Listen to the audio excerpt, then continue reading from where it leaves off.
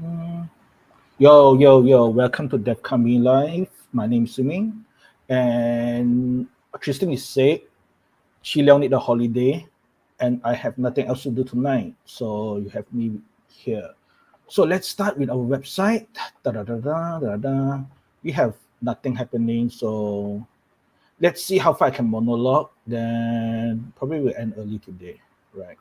Yeah, maybe we just do that. Let's see. Let's start with meetups. We literally have nothing happening. Which is why we have Rust meetup next week on the 9th, Wednesday. Then we have nothing until later of the month. So next one. So let's talk about our news. So the first thing is Ubuntu 23 point,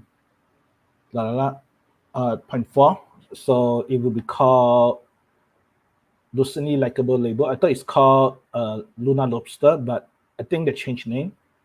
So yeah, actually it's called Luna Lobster, but let's see. So it will release on April 27, 2023, and it will have used for you will use a Flutter-based installer in many things. So yeah, let's see what happened after this. So the next thing is this is called a software stack. Scalable open financial architecture stack. What this means is, well, this is actually a set of software for you to run financial application, not just your COBOL application. I'm talking about things like your SOA, your RPCs, and all that. And the main difference between this and the bank is this is cloud native, microservice, service mesh, etc. So this is a more modern type of application. So it covers sofa boot, and you notice it's Java. I'm betting this is Java. Except let me find the this is XML used by, but this Java is all Java, right? So yeah, it is enterprisey, to be honest, and it's actually open source by Ant Financial. So your Ant Financial application in China. So yeah, they release the stuff in Java, and maybe it might be useful for you guys. Next one, actually I should wrong link. So there's a SSL fix coming in.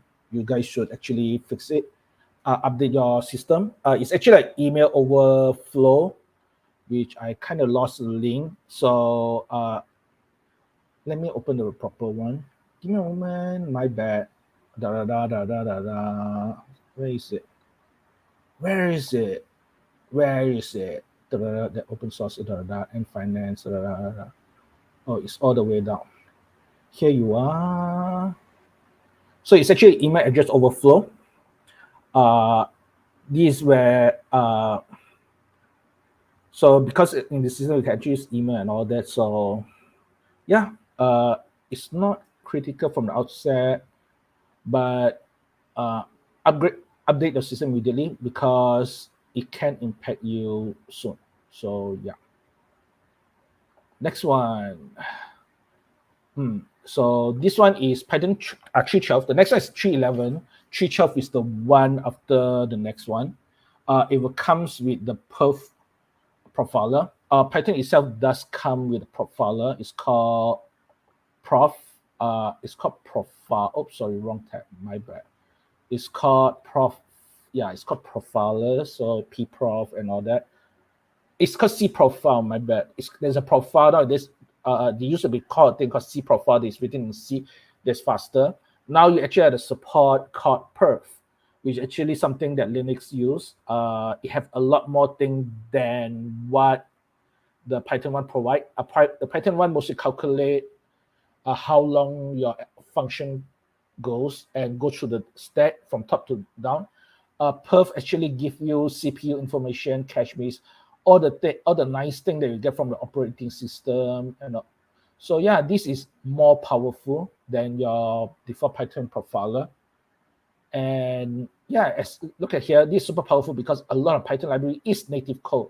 So even though we use Python a lot, most of the code, especially in data science, are actually written in C. Even your TensorFlow is actually an interface to CUDA, really. So as a result, this is very powerful and very cool. So next one is, oh yeah, you should follow the link that we post because it shows how the profiler actually works. It's awesome. Next one, Planet is actually Planet Scale is actually a company that do a serverless style design for databases with a focus on MySQL. So they do serverless deployment and all that. They deploy database as a serverless, database client as a serverless when I last checked. So I also believe that it's a bit invisible, but yeah. So the reason why you have this kind of thing is because when you do your serverless, you have no control on how you write your application. So you when you write your service application, everything is abstracted out. So given the number of and AWS in theory will spin up multiple of those lambdas based on the concurrency level that they have,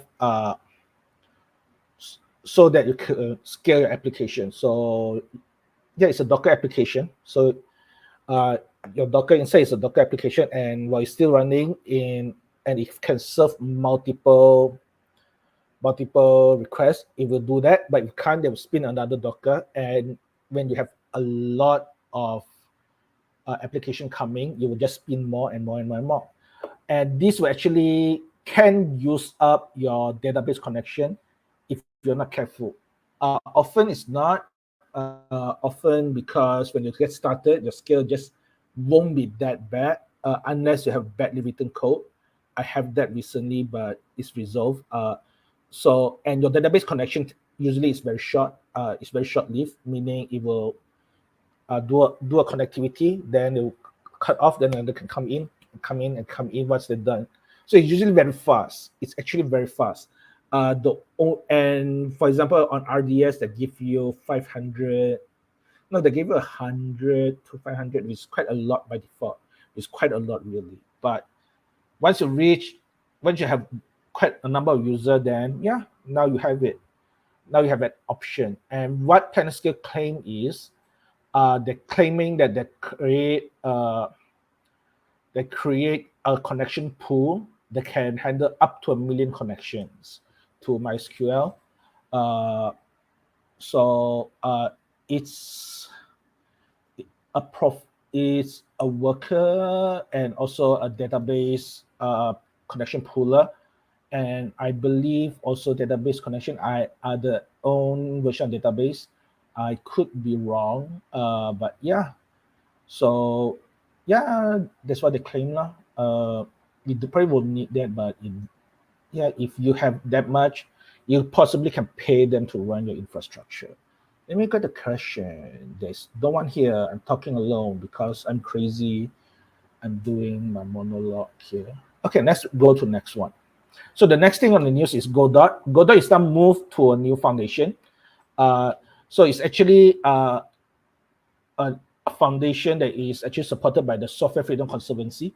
One step at a time. Now, I'm going to open what is Software Freedom Conservancy later.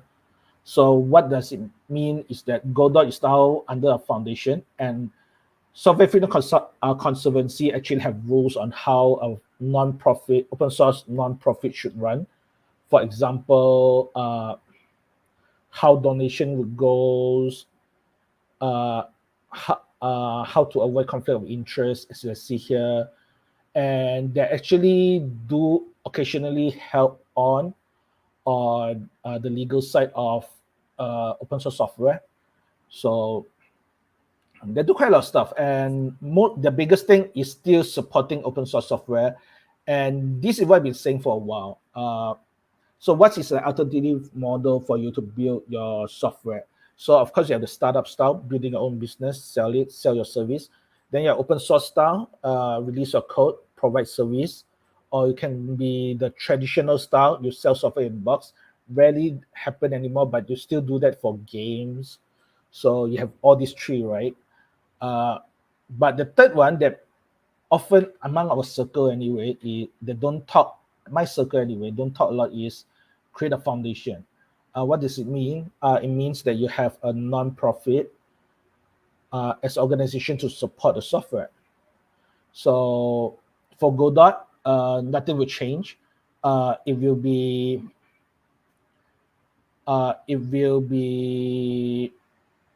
handled behind the scenes. So it's mostly about money and administrative. Nothing changed.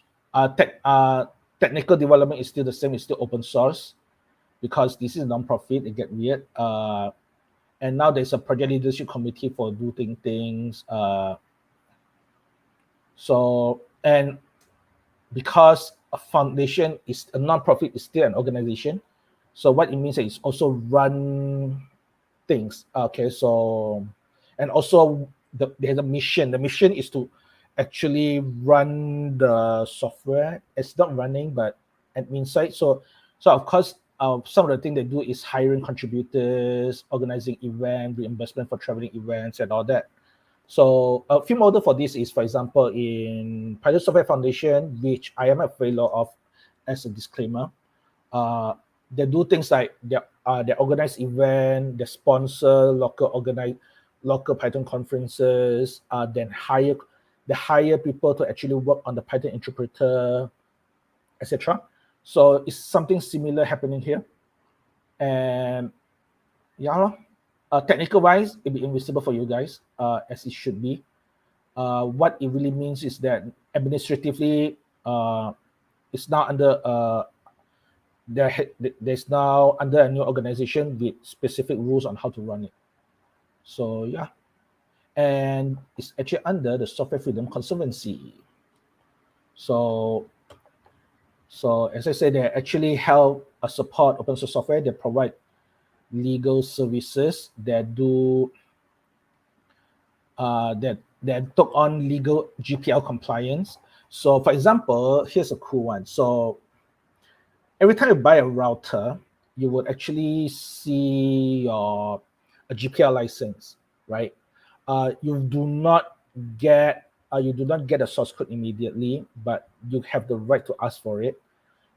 This actually because you have organization like the Conservancy actually fight for the rights for you to get your source code from GPL. So for example, they do it for a BusyBox and all that. So because of this, they actually, we can get the source code for things. It's the same for your Android phone, for example, because you use the Linux kernel, therefore, under the GPL license, there you have the right to get the source code. So will everybody use it? No, but will it be useful? Yes. And that's the point of having somebody to define your rights, to actually your rights for the license. Otherwise, just paper tiger. So this is what the organization does, right? And nowadays, as I discovered today, the last few days when I read the news, they support non-profit organization with proper legal support, with proper administrative support, etc. And they support quite a number of software, which is very cool. So and they have the name as. So yeah, they do litigation. So here's a few projects that I find interesting. OpenWRT is supported, which is interesting. Camille, Samba, Godot now, Inkscape. So there's quite a number of the important open source software they supported by them, and I think it's very cool. So next one, if you use Pantone colors in Adobe product, you will have to pay to use for them. So some of the color in OPSD file are turning black for some. So yeah, if you use Adobe, that's it lah. I do not know what's the implication. Maybe some color you use are not Pantone color, and that's fine, right? But I do not, as I'm a backend guy. I do not know what's the real impact, but I can imagine. What I do not know is what if you use a color that's similar to a Pantone color. Does it means you will also be affected? Ooh. So there is actually workaround for that. So if you need to, so yeah, you can have it. So next one is, oh, there's one person here. Okay, there's Mikado method discovered in the Ruby meetup. More on that later. So this adaptive interpreter for Python is actually something for the future. So this is actually a way to run Python, optimize Python in future without relying on GIT. So Python is slow. Okay, it will not be as fast as C, Fortran, and all that. It can be slower than other interpreted language. Most of us just accept it because we will never reach the scale. When we reach the scale, we actually we just throw code in C anyway, right? So so this is actually an ongoing effort, including some of the things that will bring over to Python 3.11. So here is actually a few implementation. So what happened is the special here, the speed up from here they get is up to 10 to 60%, and some of it is based on instruction and optimization by quickening, and yeah, a few lookup. So it's very technical, and yep, it involves design of the virtual machines and how certain instruction work in the virtual machines. So when implemented, there won't be change of language, and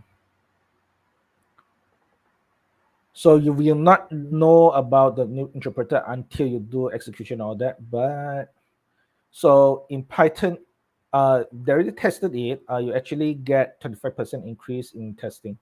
So yeah, it will be interesting to see how it goes. So yeah, Python will be a bit faster next time, and me as a Python developer will be very happy. So next one. So this is TinyML Camp. So this is actually one of my favorite thing. There's this great researcher that actually implement computer vision algorithms, so that you can actually put on only within 1 kilobyte, so that you can actually put within the RAM on the microcontrollers. The example of microcontroller here is ESP32 CAM, CP. The M65 is actually a CP and OpenMV CAM H7. So so TensorFlow Line for microcontroller, yes, you can actually put your image recognition algorithm into this microcontroller in just a 400K RAM, but it's still slow. So it takes like 600 seconds for inference. So you should not expect this to be the same as the one you have on your phone or even your webcam, for example. So what they do is they use alternative algorithm that is not neural network, so that you can actually run your algorithm, do some image processing. So yes, I'm interested. In fact, one cool story here. Before neural network, there's actually work around this to use non-neural network based algorithm to detect a thing, right? So what happened is I have a cool one. Your so your face detection algorithm for your camera early on, they may not use neural network because there's actually an algorithm called face detection. Let me get it. Face detection filter Python. It's under OpenCV. OpenCV. Yeah, that's the one. OpenCV. There is this. There's a filter that I don't remember the name. Crap. So what they do is they actually look at key points. Key points. So your face actually have multiple key point, right? Your face actually have multiple key point. Your eyes, your nose, and your mouth. So if you detect all these key points through a filter, you're very likely able to detect a face. Nowadays, the camera hardware is a lot more capable, so they probably use more advanced algorithm. But traditionally, it's all these filters. Let me see if I can find the filter. Let me quickly find it again. OpenCV face detection. Face recognition. Yeah, Yep, agent faces. It's called agent faces. Let me show you that. What OpenCV implement is still too big, but you have that. So it's agent faces recognition, facial faces, and binary pattern recognition. So what you do is you actually do not need neural network for this. You just try to find the features, your eye, mouth, and nose, and even face shape and hairlines. So that you do not need to recognize face. You just need to know where is the face, so that you know camera, so that the camera know where to focus. So yeah, it's actually implemented in OpenCV. So it's one of those things if you're interested. So okay, and it's actually reasonably fast actually. So traditional face detection don't actually need neural network. You just put a filter on it. It's actually very cool.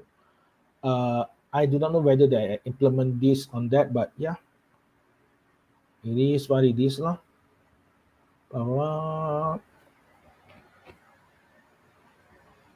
And next one. Okay. Text to image model is coming soon to AI Test Kitchen. So the AI Test Kitchen is actually Google's way for us to play with AI technology. The problem is, let me find it. I thought it's a website. I remember it's a website. It is a website. But it's primarily on the phone. So yeah. What happened is they're going to implement text to image model, aka for Google is Imagen, which is an alternative for DALL-E 2 and Stable Diffusion. So, and also they're actually able to do video, if you can see from here. Can I open this up? Yep, let's play again. So yeah, this is video, a text to video implementation with the whole script, and this should be available to us too. I know on AI Zoom, AI Playground, which I discovered is on a phone and all that. It's still a bit weird, and also this is not avatar grade, obviously. So, but it's interesting to play with, if anything. One time I tried with this is to try the lyrics of Tom's Diner. You know, I'm ready in the mornings. It's very. I wonder what it would generate. So either way, this should coming soon, and we have more thing to test lah, play with lah. So next one, did I cover this? Oh well. Let's do this right. So ready to get the commercial Netflix cache server with 2 terabytes of storage. This is a 2013 era server, which is a monster if you think about that. This thing is known that for using Linux and also FreeBSD, which is something that many of us did not heard of.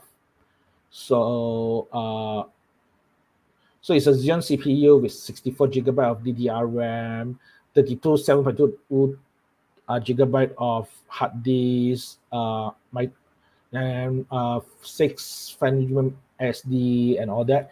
On it is proprietary software, so a proprietary software for them to use for cache management, which makes sense because you notice here there's the RAM and there is the hard disk for the storage and SSD. So I believe some of those things are used to optimize between the layers so they can know optimize between what to deliver.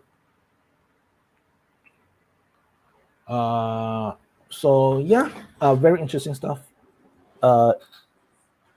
And I hope, I just consider this guy to be lucky.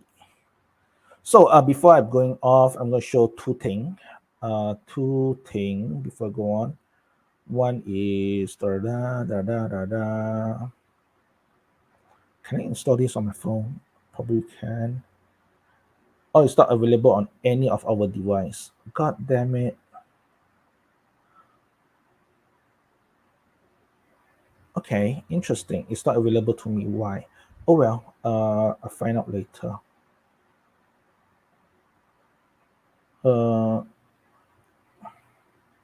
Oh, it's invited. Okay, it's invited. Fine. La la la la la la la. Let me find out what's the requirement. Google AI Kitchen requirement.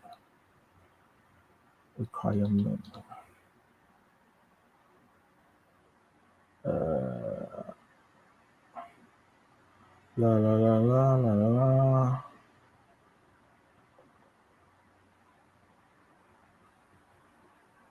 La test kitchen. La la. Okay, they didn't say anything. Oh well, doesn't matter. Availability.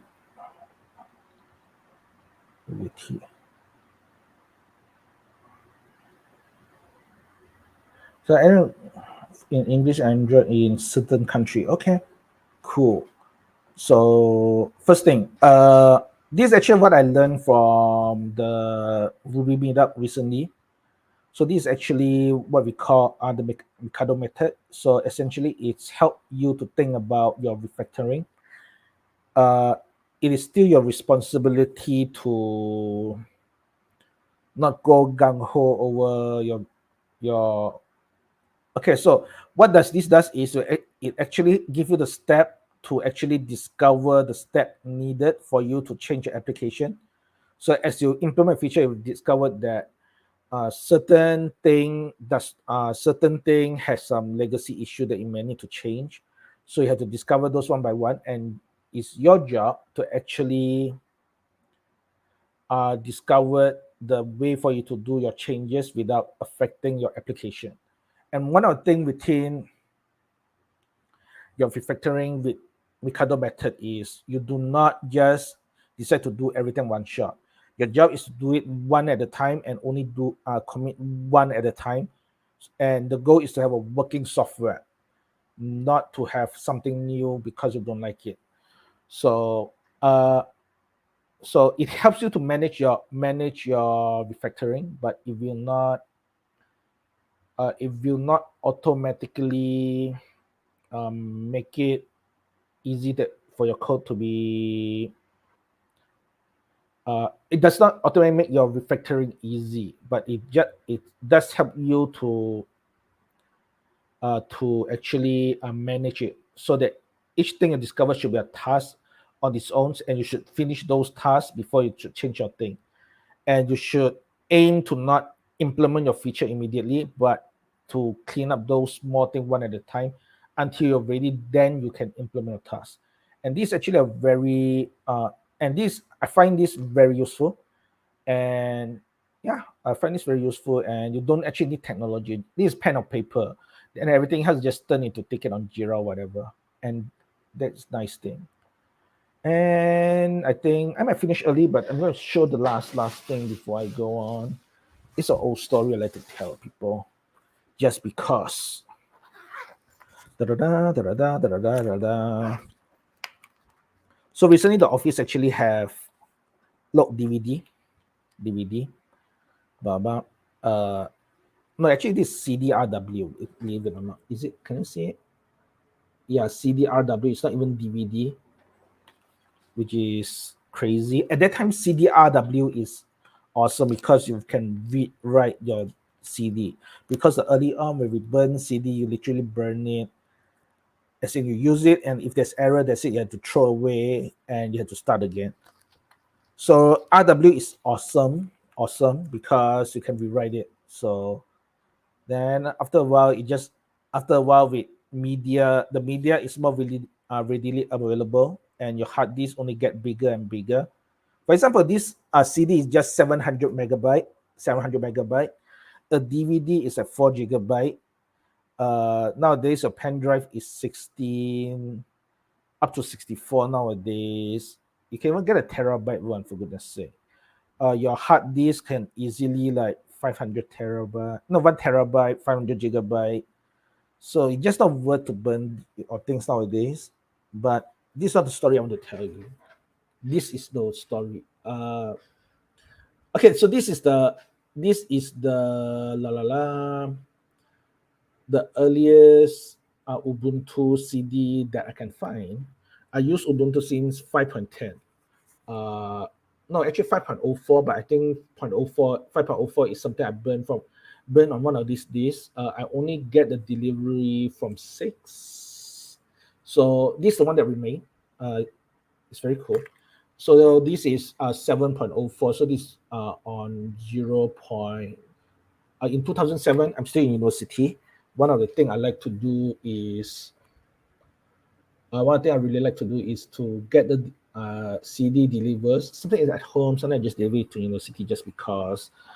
Then distribute it around because open source is about sharing, right? It's about sharing. And 2008 is actually very cool. And 2007 is actually very cool because let me see if I can open up something as well. So Android is out at Android OS. So so it's 2007. I started using Linux in 2000. So I go to university in 2004. I learned Linux in 2005, right? I'm a believer in open source at that time, a bit worse because a lot of my education revolved around a GCC compiler on Windows, Python programming language, and Perl. Even though I used Windows early on, only that time I got the bandwidth to burn my my Linux CD and a computer for me to test on. So yeah, so things also get interesting because at 2007, University of Malaya is actually a Microsoft school. I do not know if there's still a Microsoft school. It's a story I tell multiple times, right? But just know this: 2007, Android is unveiled. iOS. Let's see how. I don't like iOS, but whatever. Let me quickly find it. Let me find the time. It's around the same time. It's 2007 anyway. It's the same. To be honest, fight whatever you want. I don't care. What is important is it's not the mobile OS. It's more like AWS, right? The service. All these are related. I show you. All of these are related. I want to find the first release of AWS, the founding. So, okay, first generation services launched in 2006. It's still very early and all that, not as well known. But 2007 is very interesting as a year because it does not take people very long to decide that, they won't be building for Microsoft anymore, right? So that's one. People are building web application. So, and they will not be building on a Windows server. There's another. So instead, things like EC2 and all that are providing a competitive price for Linux hosting. At that time in 2007, I believe is what happened is Linux is okay. Behind the scene of shared hosting is probably a Linux machine given, but to get a dedicated Linux box, is actually pretty expensive. You need a dedicated service out there that the local hosts just charge pretty expensively. So which is why some of the early startup actually host their own machine in data centers. You have to go there to set it up. And it's still cheaper than a Windows server to deploy, to be honest. It's still cheaper than Windows server. So yeah, University of Malaya is a Microsoft school. I distribute CDs. I have some friend that likes it, which is awesome. And at that time, I have some junior that discover on their own, very awesome as well. What is also awesome is quite a number of people is dismissive. It's like, why you learn Linux? It's not the future. Why not just use Windows? And in University of Malaya, the Unix lab is converted into a CCNA lab. There's a Cisco lab, which is not a bad course in a way that they teach you about basic of networking. It's just that Unixes are just gone. People don't see a point of this, and at that time, some even afraid because the hardware support is just not there. To be honest, it's just not there. It's amazing that I managed to get things run around. Because at that time, Intel began to support things very well, so things like Celeron and all that works very well. So the Wi-Fi work quite well if you know what to choose for, right? So 2007, a lot of people are dismissive, but 2007 are the time when cloud service are out. Mobile service is a new target. People are looking at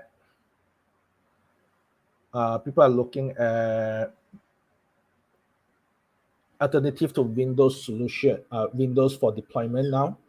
So because Android, okay, maybe not Android at that time, is Apple, because most people get Apple, and Android only comes to Malaysia much later. The only reason I get Apple is because they got the marketing and shit, and people to bring it back. It's ridiculous. Let's not go there. And when Amazon got released, it's available for us now. It's still cheaper than shared hosting, so people choose Linux. It's very simple. It's economics, and all of a sudden, I do not know how long the guys survive, but Linux is a big thing, at least among my technical circle outside school. And yeah, so yeah. Okay, I'm not saying I told you it's a story I told you so, because I do not know what happened since then. But well, I did bring Linux CDs, introduce Linux to people during such an interesting time, right? And throughout my professional years, I did not do professional Windows development at all. But arguably, I can understand why the school of Windows school at the first place, because at that time, at that moment, most people hires a person that use Windows for programming, right? There's a platform they're targeting. That's where the money are. But I don't. Well, it's also a time of change. It's a time of change, because I will show you things just happening, and yeah, it is what it is. And that's my story about these CDs. Then I think in 2010, 12 or so, they stopped distributing these CDs soon. So yeah, yeah, it's a while, because it's just so easy to download, and we got internet, and also this is one of these. I wonder if I have Notepicks here. Do I have Notepicks here? I don't think I have Notepicks here. Notepicks didn't get distributed, but Notepicks is cool because Let me see. I might have some notebooks. Ooh. Da-da-da. Partition expert. Okay, don't ask me where is this one, but this is Mandrake 10.1. Mandrake Linux 10.1. These two. I do not know where the hell is this one, to be honest. I have. Oh, here you are. Mandrake Linux 3.1. People don't even know what is Mandrake nowadays. At one time, it's actually changed to call Mandriva, and now I do not know whether they still survive. To be honest, I have Debian Linux 3.0. So old. Debian is my first operating system, by the way. When I first use it, I'm a noob. I use stable. Then the graphic does not work. Then I compile all sorts of shit to get things work. It's a cool adventure. On hindsight, maybe I should use. After much later, I discovered that I should have used. The unstable. I don't remember the name. So yeah, yep. I do not know where the hell I put my Mandrake CD. Oh well. Sorry. My Nopix CD. Nopix. Let me find Nopix for you guys. Nopix is cool. La la la. Nopix. Whether it's still alive, I do not know. La la la la. Let me share that. Nopix at that time is actually a live CD. It's revolutionary in a way that because you can use a CD and you can run the whole operating system for it. And oh my goodness, they still release. Damn.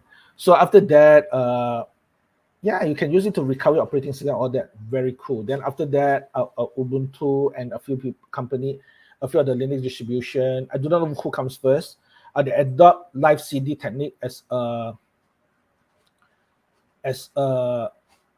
method as part of the installer. So that you can actually test out how much does your the Linux system work before you commit to the installation.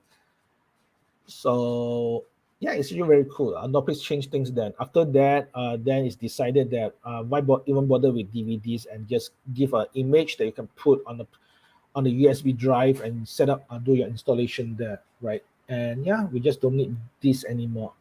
We do not need a DVD installer anymore. Even though my computer have it, but most laptops don't have it anymore. So yeah, Nopix. I have that. It's a cool thing. I don't remember where the hell they put it now. So yeah, that's my rambling about Linux history and all that. Yeah, I think that's about it really. And final thing. Oh yeah, of course, I make a few bet in my university time that didn't age well as well. So at that time, I think that Linux is a big thing. I'm correct, mostly up to a point. Windows will be toward the downturn. I'm raw and .NET is on a downturn. I'm only right up until a point. Recently, Microsoft had pushing .NET, open source .NET, and make it available for all platforms. You can even run it on serverless now, which is actually very cool. So .NET it's not dead yet.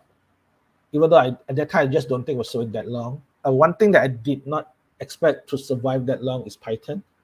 Python is a fun language for me to play with, but I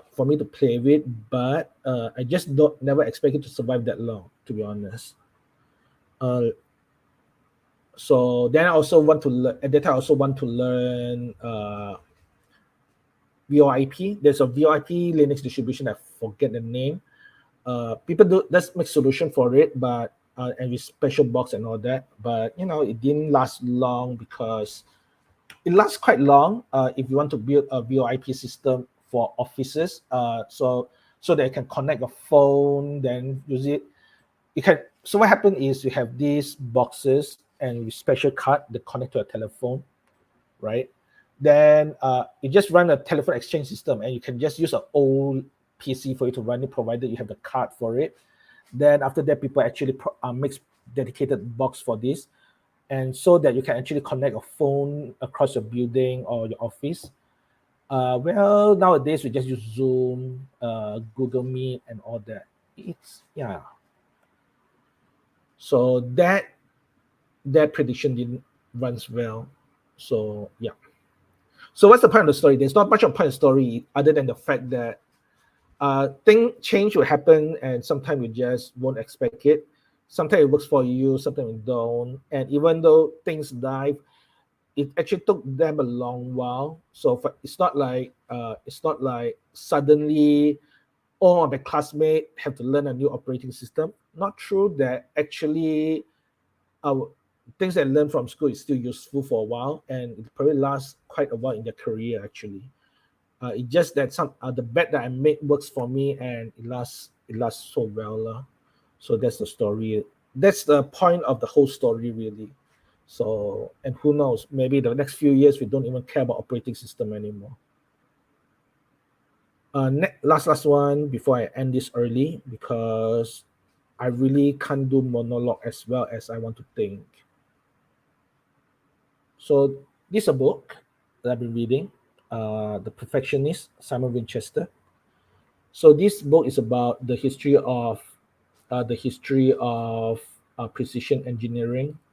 Very cool stuff. Read it.